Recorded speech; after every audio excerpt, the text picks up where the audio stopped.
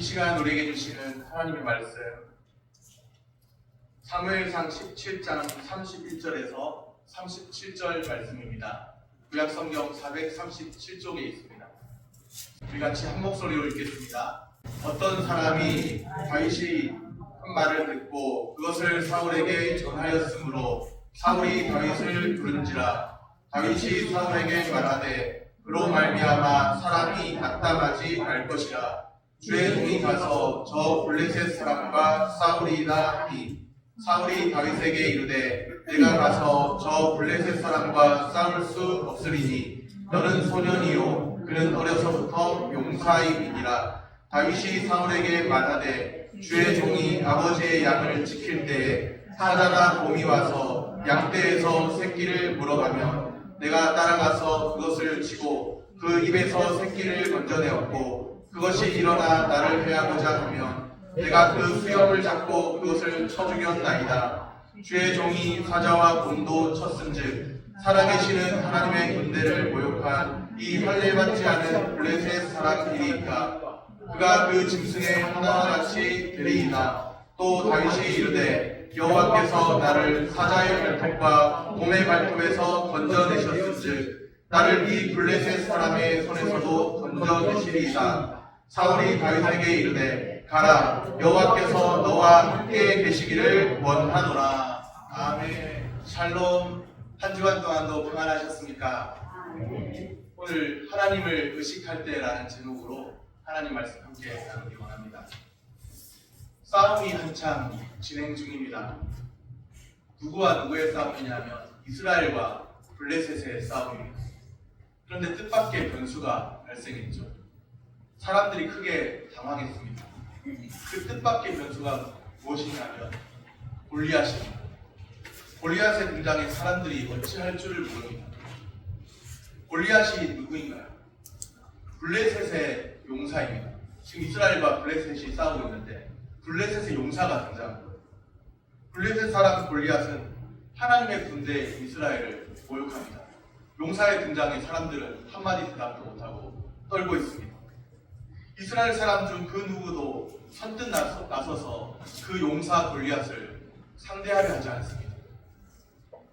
이스라엘은 지금 두려움으로 위축되어 있습니다. 이때 이스라엘 진영에 한 사람이 나타났습니다. 다윗입니다. 다윗이 골리앗과 승부를 내려고 합니다. 다윗은 사울왕 앞으로 인도되었죠. 골리앗과 대결이 이제 시작되려 합니다.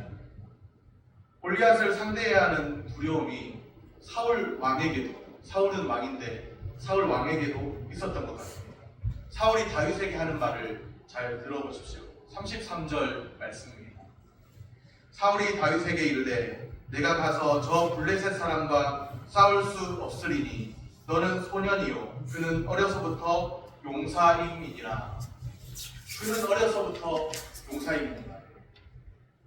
저 사람은 블레셋 사람은 용사인데 어려서부터 용사라고, 그는 어려서부터 용사이기 때문에 블레셋 사람과 싸울 수 없다고 사울이 그렇게 말하고 있습니다. 다윗은 소년이요. 지금 다윗은 소년이고 블레셋 사람 골리앗은 어려서부터 타고난 용사예요. 스파르타 예전 영화를 그런 거 보니까 어려서부터 버려져가지고 스스로 생존 경쟁하려고 하는, 생존하면서 싸우는 그런 사람이 있던데, 전사로 길러진 사람이 있던데 그 골리앗이 바로 그런 사람입니다. 어려서부터 용사입니다. 소년 다윗과 용사 골리앗이 맞붙으면 누가 이기는 게 상식적으로 누가 이길까요? 골리앗이 이길 것이라는 말이죠. 논리적으로 생각해 볼 때 전혀 상대가 안 된다고 사울왕이 지금 말하고 있습니다. 사울은 의구심을 가지고 있습니다. 다윗이 사울왕 앞에 나타나서 저 골리앗과 싸우게 해달라고 하는데 과연 이길 수 있을까? 할 수 있을까? 그런 생각을 하고 있는 거죠. 오늘 우리에게도 그런 마음이 들 때가 있죠. 잘할 수 있을까? 내가 과연 2023년도에 잘할 수 있을까? 그런 생각을 합니다. 사울의 눈에 보이는 거대한 골리앗은 넘사벽입니다. 넘사벽이 뭔지 아세요? 우리 교회 성도님들 넘사벽 아시는지 모르겠어요.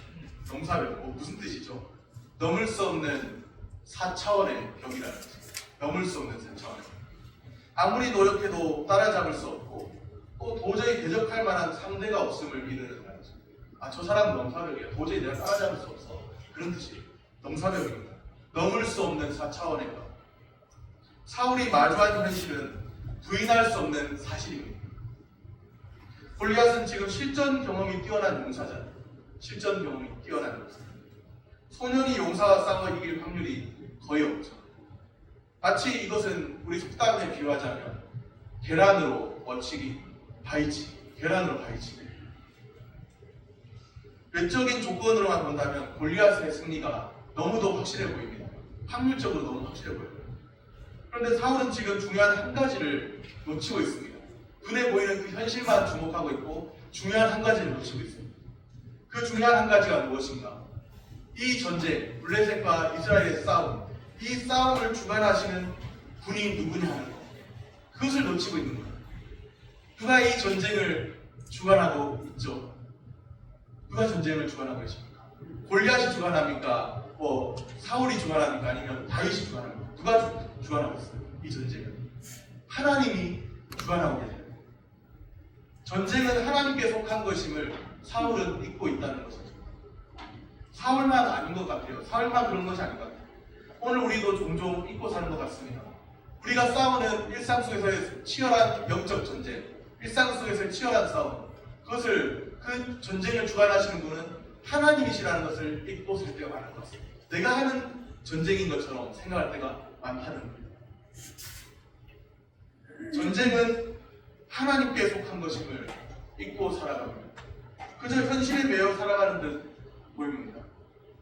현실에 매여 사는 사람들의 특징이 있죠.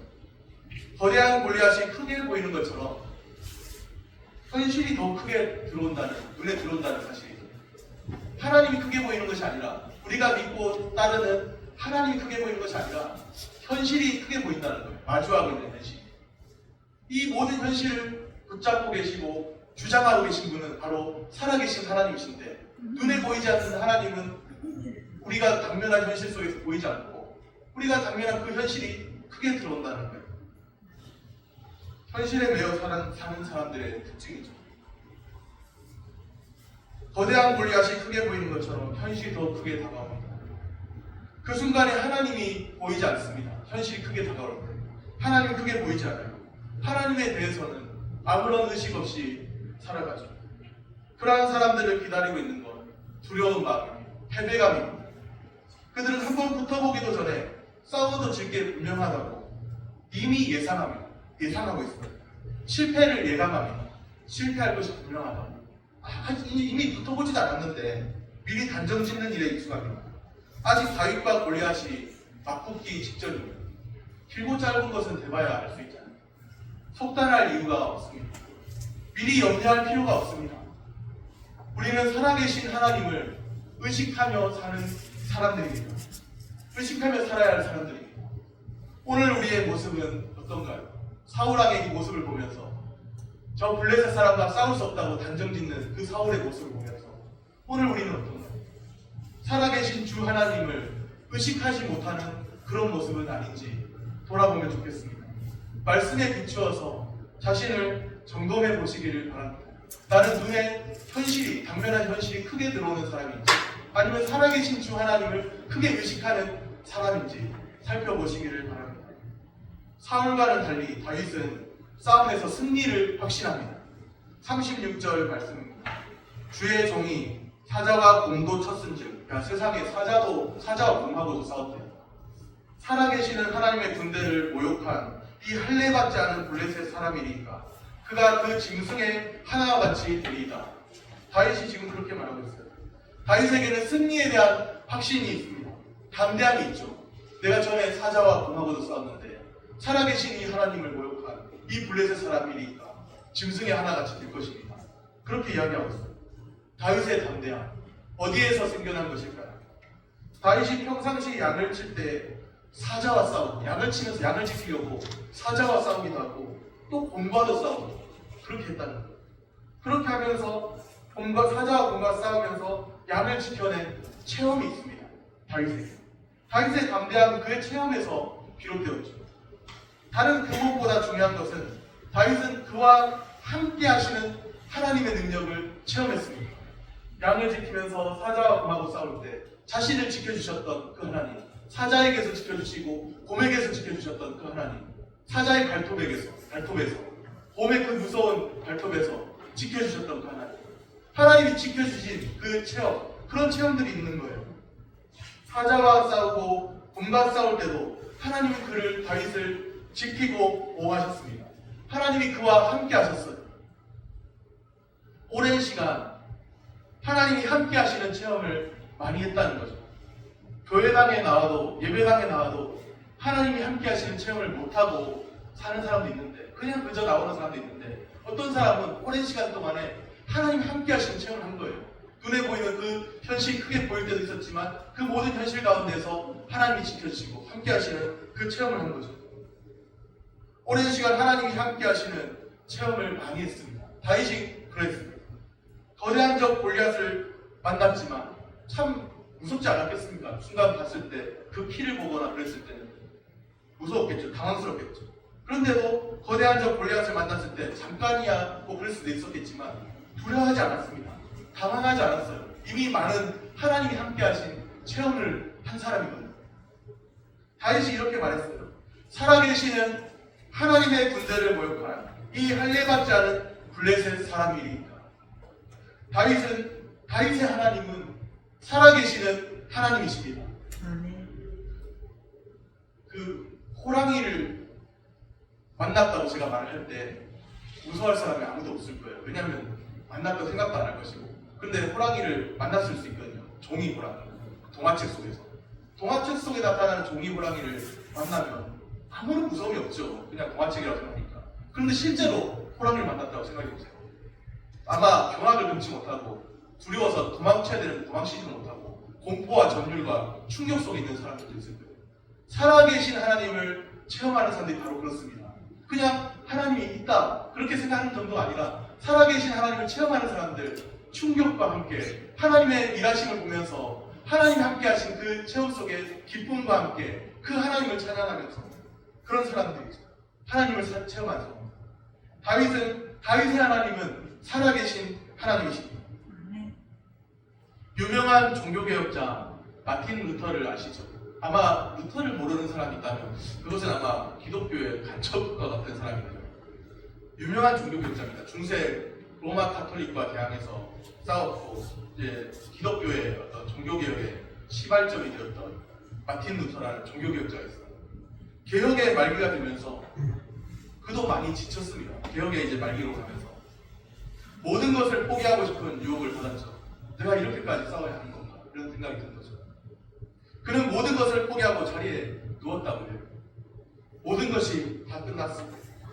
자리에 누워서 그렇게 넋두리를 늘어놓았죠. 모든 것이 끝났습니다. 그때 지혜로운 한 여인, 루터의 아내가 남편이 하는 말을 들었습니다. 모든 것이 끝났어. 그 말을 들은 거예요. 루터의 아내의 이름은 카타리나 폰보라라고 하네요. 이름이 참 어렵지만 카타리나 폰보라. 루터가 카타리나와 결혼할 때 루터의 나이가 42세, 그리고 카타리나의 나이는 26세, 16년 차이가 나요. 그 둘이 결혼을 했는데 카타리나가 루터의 말을 들은 거예요. 이제 모든 게 끝났어. 누워가지고 힘들어가지고 포기하고 그냥 자빠져 있는데 카타리나가 그 말을 듣고는 상복을 입고 방으로 들어왔습니다. 상복을 입은 아내를 보고 루터가 깜짝 놀라서 물었죠. 아니 누가 죽었어? 그렇게 물은 거예요. 이때 루터의 아내가 대답했습니다. 예, 하나님께서 돌아가셨습니다. 하나님께서 돌아가셨대요. 아내의 그 황당한 대답에 루터가 소리쳤죠. 아니 무슨 그런 말이 다 있어요. 하나님이 돌아가시다니 그게 무슨 소리요? 그렇게 했던 거예요. 루터의 아내가 정색하고 말했죠. 하나님이 안 돌아가셨으면 당신이 그렇게 누워있을 리가 없죠. 하나님이 돌아가셨으니까 당신이 그렇게 누워있는 거죠. 루터의 아내가 아마 보통 사람이 아닌 것 같습니다. 제가 볼 때 이 일화를 들었을 때 그의 아내가 했던 말 한마디가 루터를 흔들어 깨웠습니다. 그렇지, 맞아. 잠시 잠깐 후에 아내의 말을 생각해보자. 그렇지, 하나님 살아계시지. 살아계신 하나님이시지. 그러면서 루터가 그 자리에서 벌떡 일어나 그의 사명을 다시 수행하기 시작했습니다. 살아계신 주 하나님을 의식하는 것이 참으로 중요합니다. 그냥 하나님이 있다 이 정도가 아니라 나의 주 나의 하나님은 살아계신 주 하나님이라는 것을 의식하고 사는 것이 참으로 중요합니다. 오늘 말씀에 다윗에게 이런 믿음이 있습니다. 살아계신 주 하나님이 나와 함께 하신다는 그 믿음이 있어요. 지금까지도 지켜주셨고 사자의 발톱에서 곰의 발톱에서 지켜주셨던 하나님, 그 하나님 지금도 나를 지키신다는 믿음이 있죠. 사울과 다윗의 차이점이 무엇인지 아시겠어요? 분명한 차이점이 있습니다. 사울은 똑같이 골리앗을 만났잖아요. 사울도 골리앗을 만났고 다윗도 골리앗을 만났고, 사울은 골리앗을 만나서 골리앗만 크게 보였어요. 저는 어려서부터 용사고 상대가 안 되고 하나님을 의식하지 못했습니다. 골리앗만 크게 보였습니다. 눈에 보이는 현실만 크게 보이고 그 현실을 주관하고 계신 하나님은 보이지 않았던 거예요. 이 전쟁을 자기가 싸워서 이기고 자기가 싸워서 지고 그렇게 판단했죠. 그런데 다윗은 다릅니다. 골리앗을 똑같이 만났잖아요. 여전히 골리앗을 만났지만 여전히 하나님을 의식하고 있습니다. 이 전쟁을 내가 싸워서 지고 이기고 그렇게 생각하지 않아요. 이 전쟁은 살아계신 주 하나님이 나와 함께 하셔서 승리할 수밖에 없는 전쟁이라는 그 의식이 다윗에게 있습니다. 살아계신 주 하나님이 함께 하시는 전쟁으로 보고 있다는 것이죠. 이 전쟁에서 하나님께서 승리 주실 것을 확신하는 다윗입니다. 37절 말씀을 보십시오. 또 다윗이 이르되 여호와께서 나를 사자의 발톱과 곰의 발톱에서 건져내셨은즉, 여호와께서 건져내셨다는 거예요. 이전에 나를 이 블레셋 사람의 손에서도 건져내시리다. 건져낸다는 게 무슨 말이에요? 이기게 된다는 거예요. 승리하게 되고 이기게 된다는 거예요. 사울이 다윗에게 이르되 가라, 여호와께서 너와 함께 계시기를 원하노라. 이미 이런 고백을 한 사람에게는 여호와께서 건져내셨은즉, 여호와께서 건져내시리다, 이런 고백을 한 사람에게는 이미 여호와가 함께하고 계신 거예요. 누가 다윗을 사자의 발톱과 곰의 발톱에서 건져내셨다고요? 예, 여호와께서 하나님께서 그렇게 하셨습니다. 어려운 감당하기 벅찬 현실 속에서 주님이 이겨내도록 하셨다는 거예요. 사자의 발톱에서 곰의 발톱에서 건져내셨습니다.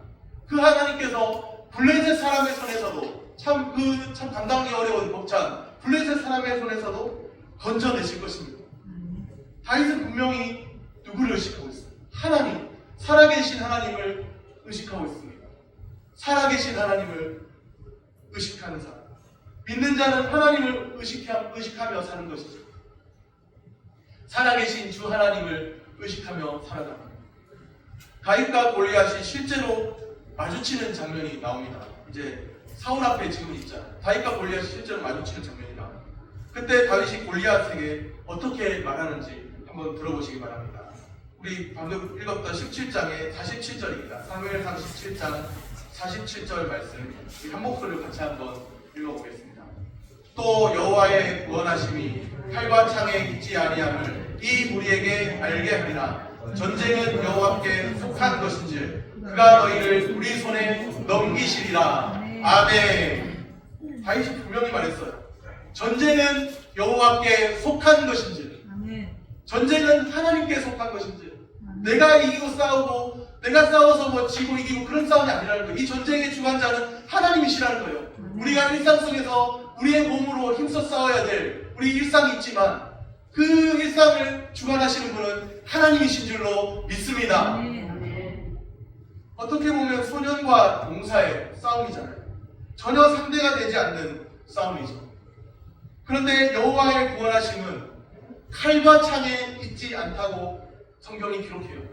우리 방금 보았던 사무엘상 말씀이 기록하고 있습니다. 전쟁은 여호와의 구원하심은 칼과 창에 있지 않고 전쟁은 여호와께 속했습니다. 다윗과 골리앗의 이 싸움을 통해서 사무엘상을 기록한 사무엘서 기자가 보여주고자 한 것이 바로 이것이에요. 여호와의 구원하심은 칼과 창에 있지 않고 전쟁은 여호와께 속하였다. 이것을 분명하게 기록해놨죠.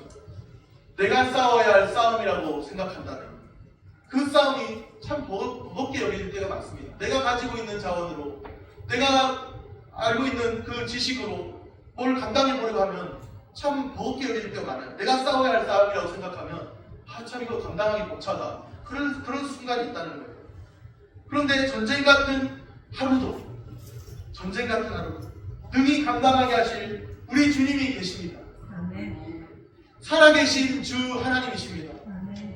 오늘 우리에게 주어진 일상이 우리가 싸워야 될 영적 전쟁터입니다. 우리에게 주어진 일상 속에서 우리는 하나님이 기뻐하시는 삶이 무엇인지 생각하면서 우리의 싸움을, 영적 싸움을 싸워야 하는 거예요. 예배당에 나가서만 열심히 기도한다고 다 끝난 것이 아니라 이것은 어떻게 보면 리허설이고 또 다른 관점에서 보면 이것은 리허설이고 실제 우리의 삶은 그 예배당 바깥에 있어요. 하나님을 예배당 바깥에서 하나님을 섬기며 하나님을 예배하면서 우리의 일상을 싸워 나가야 되는 거예요. 우리의 일상 속에서 하나님이 기뻐하시는 믿음의 증거들이 나타나야 합니다. 우리가 싸워야 할 영적 전쟁터, 우리의 일상 속에서 믿음의 선한 싸움 싸우려 할 때 우리가 분명하게 기억해야 할 것이 있죠. 전쟁은 하나님께 속한 것임을 꼭 기억하시기를 바랍니다. 아멘. 어떻게 소년이 용사를 쓰러뜨리는 극적인 승리잖아요. 그 승리가 어떻게 주어졌나요? 하나님을 의식할 때입니다. 하나님을 의식할 때, 살아계신 하나님을 느낄 때, 살아계신 하나님을 의식할 때입니다. 믿음으로 주의 이름을 의지한 다윗에게 하나님께서 함께 하셨습니다. 살아계신 주 하나님을 의식하며 승리를 누리는 삶을 사시기를 소원합니다. 아멘. 기도하겠습니다.